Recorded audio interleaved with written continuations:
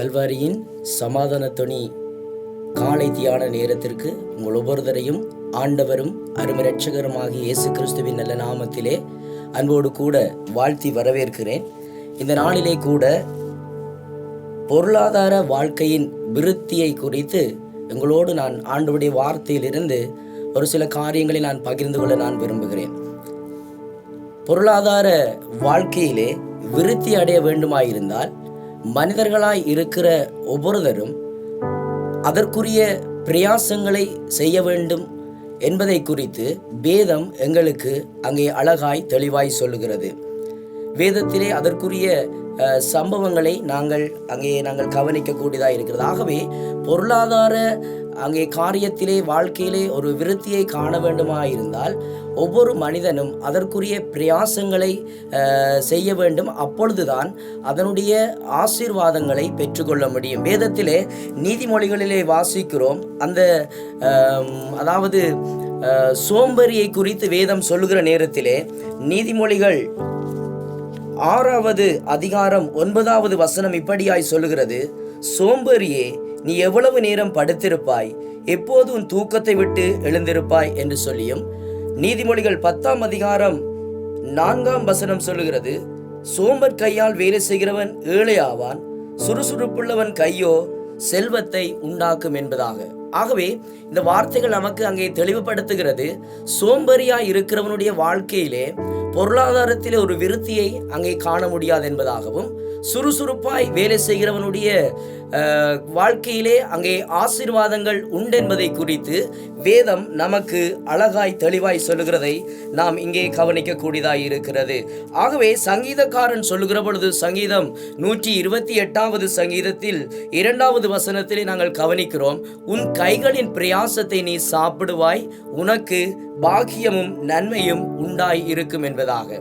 ஆகவே தேவ பிள்ளைகளாக இருக்கிற நம்முடைய வாழ்க்கையிலே நாங்கள் இந்த பொருளாதார ரீதியிலே ஒரு விருத்தியை நாங்கள் காண வேண்டுமாயிருந்தால் வேதம் சொல்லுகிறபடி நாம் அதற்காக பிரயாசப்பட்டு காரியங்களை செய்கிற பொழுது நாம் அதற்குரிய நன்மைகளை பெற்றுக்கொள்ள முடியும் என்பதை இங்கே நாங்கள் கவனிக்கக்கூடியதாக இருக்கிறது. ஆதியாகமம் 26ஆம் அதிகாரத்தில் 12வது 13வது 14வது வசனங்களை நாங்கள் கவனிக்கிற நேரத்திலே ஈசாக்கு அந்த தேசத்திலே விதை விதைத்தான். கர்த்தர் அவனை ஆசீர்வதித்ததினாலே அந்த வருஷத்திலே அவன் 100 மடங்கு அறுவடை செய்தான் என்பதை குறித்து 12வது வசனத்திலே நாங்கள் கவனிக்கக்கூடியதாக இருக்கிறது. ஆகவே அந்த ஆசீர்வாதங்களை பெற்றுக்கொள்ளும்படியாக ஈசாக்கு பிரயாசப்பட்டான் என்று சொல்லி நாங்கள் இந்த வசனத்திலே நாங்கள் கவனிக்கிறோம். அவன் பிரயாசத்துக்கு தக்கதான பலனை அவன் தன்னுடைய பொருளாதாரத்திலே அங்கே கண்டுகொண்டான், ஆசீர்வாதங்களை அங்கே கண்டுகொண்டான். கர்த்தர் அந்த காரியத்திலே கர்த்தர் அவனுக்கு நிறைவான ஆசீர்வாதத்தை கொடுத்தார் என்பதை குறித்து இங்கே ஆதியாகமத்திலே நாம் கவனிக்க கூடியதாக இருக்கிறது. ஆனபடினாலே அங்கே ஒவ்வொரு மனித அங்கே வாழ்வின் காரியங்களிலும் கூட பிரயாசப்படுவதனாலே உண்டாகக்கூடிய நன்மைகள், ஆசீர்வாதத்தின் அங்கே பிரதிபலனை இந்த வசனங்கள், இந்த சம்பவங்கள் நமக்கு எடுத்து காட்டுகிறதா இருக்கிறது. அங்கே மத்தேயு 25ஆம் அதிகாரத்திலே தாளந்துகளை குறித்து நாம் கவனிக்கிற நேரத்திலே அங்கே பரலோக ராஜ்யத்திற்குரிய அந்த காரியத்தை குறித்து சொல்லுகிற நேரத்திலே ஒரு எஜமான் தன்னுடைய வேலைக்காரர்களை அழைத்து அதிலே ஒருவனிடத்திலே 5 தாளந்துகளையும், ஒருவனிடத்திலே 2 தாளந்துகளையும், ஒருவனிடத்திலே 1 தாளந்தையும் அங்கே கொடுத்தான் என்று கொடுத்து அவன் தன்னுடைய பிரயாணத்தை அவன் மேற்கொண்டான் என்று சொல்லி நாங்கள் கவனிக்கிறோம். இதிலே அந்த 5 தாளந்துகளை பெற்றுக்கொண்டவனும் 2 தாளந்துகளை பெற்றுக்கொண்டவனும் தங்களுடைய அந்த காரியத்தை வைத்துக்கொண்டு அவர்கள் பிரயாசப்பட்டார்கள், பிரயாசம் பண்ணினார்கள்.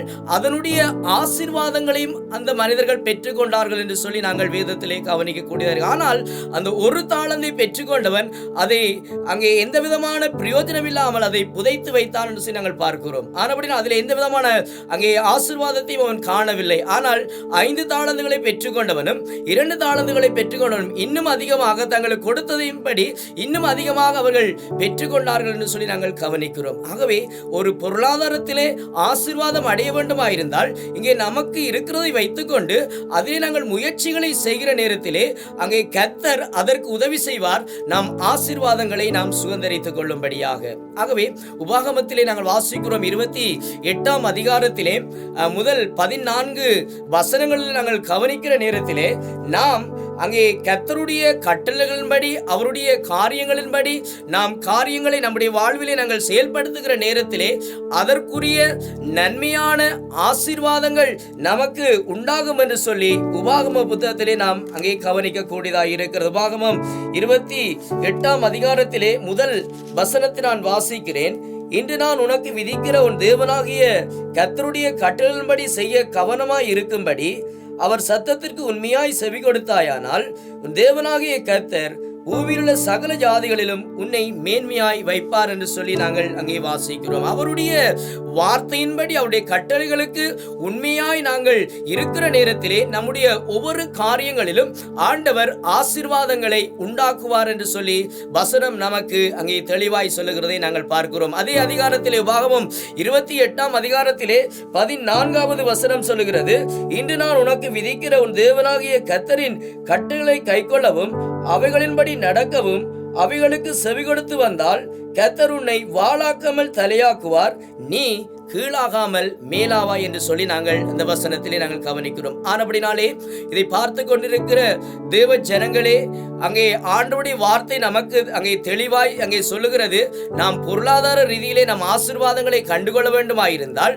நம்முடைய வாழ்க்கையில் நாங்கள் ஒன்று பிரயாசப்பட வேண்டும். இரண்டாவது, கர்த்தருடைய வார்த்தையின்படி கர்த்தருடைய காரியங்களின்படி நாங்கள் நடக்கிற நேரத்திலே கர்த்தர் அதற்குரிய ஆசீர்வாதங்களை நாங்கள் கையிட்டு செய்கிற வேலைகளை ஆண்டவர் நிறைவாய் ஆசீர்வதிப்பார் என்று சொல்லி இங்கே வார்த்தை நமக்கு அழகாய் தெளிவாய் சொல்லுகிறதை நாம் கவனிக்க கூடியதாக இருக்கிறது. ஆகவே பிரியமானவர்களே, நம்முடைய வாழ்விலே நாம் பொருளாதாரத்தில் அங்கே ஆசீர்வாதங்களை நாங்கள் பெற்றுக்கொள்ளும்படியாக நம் ஆண்டவருடைய சமூகத்திலே நாம் அங்கே இந்த நேரத்திலே நாங்கள் ஜெபிக்க போகிறோம்.